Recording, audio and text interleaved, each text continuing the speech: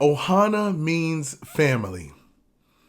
Well, I mean, at least it used to. Guys, back on the cinema scale, we are taking a first look at Lilo and Stitch, the 2025 live action film. The film is directed by Dean Camp and is based on the 2002 animated cartoon. The film stars Maya Kiloha and Sydney Agudang, alongside Courtney B. Vance. The film focuses on the life of two sisters whom are dealing with the devastating loss of their parent. The youngest sister, Lilo, being ostracized, outcasted, and downcasted by persons in her area due to her circumstances, makes a wish on a star and meets an unlikely friend and an alien that is on the run by the government on his home planet. The film could have been a great success. First off, I just want to talk briefly about the performance of Maya Kiloha. I felt as though she was way too young to play the role of Lilo, although she was cute and adorable. And I keep getting her confused for some reason with the young girl from Instant Family with Mark Wahlberg, the youngest daughter, the little girl that was beating her imaginary kid up for potato chips, or doll rather.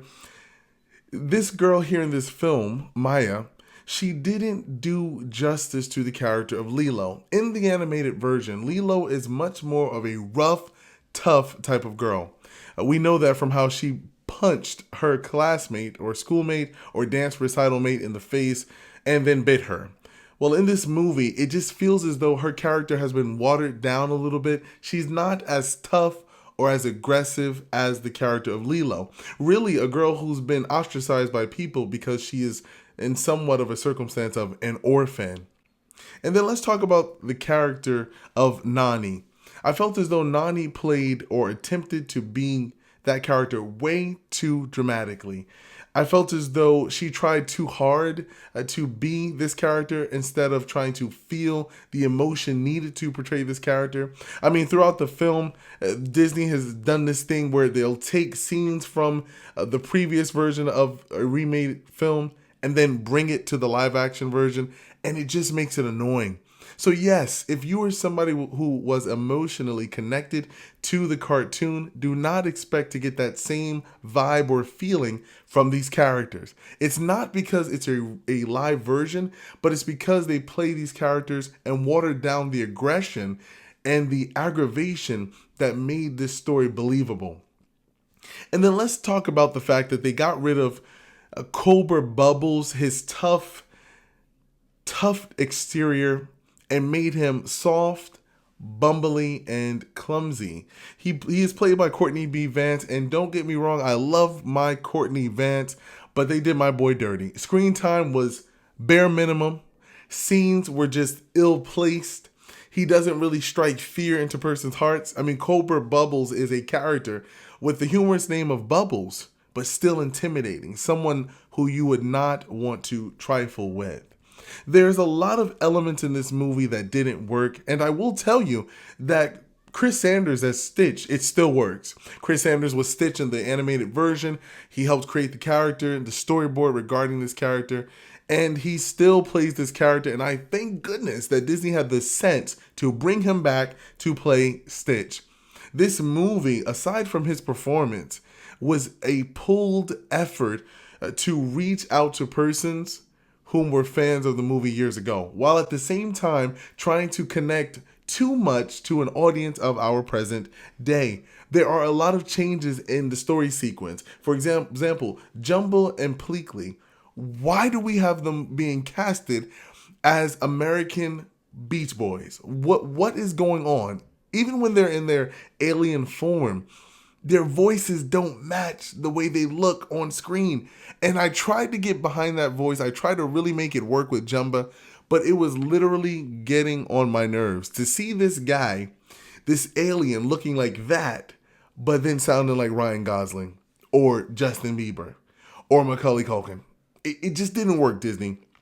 I watched the movie in a basic AMC laser format, And I believe that that was good enough for this movie. There is a 3D version. I wouldn't recommend it because I don't see how they can make a movie like this 3D to begin with. In this movie, there was too much of an attempt to replicate the animated cartoon versus capturing the essence of the story. A family story, a girl ostracized, but she finds a friend in an alien. This is like the Disney E.T., but they ruined it because they're doing too much in corporate Disney. And then there is a special cameo from one of the original cast members from the 2002 version. But the reality of it is, guys, this movie will not make you feel any emotional connection because it was rushed. The plot holes were bigger than the Grand Canyon, and it just was too watered down.